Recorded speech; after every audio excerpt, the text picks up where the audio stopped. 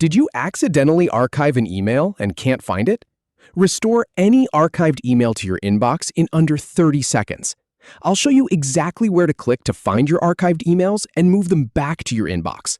Just follow these simple steps. Start by heading over to the Gmail homepage. On the left sidebar, click on More to expand the menu.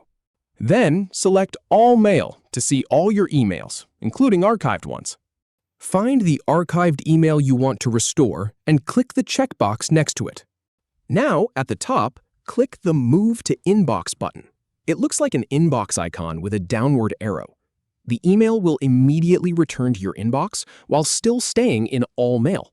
And that's it. If you have any feedback or if any info is inaccurate, please leave a comment below. We'll do our best to answer or redo the video if needed. Thanks for watching.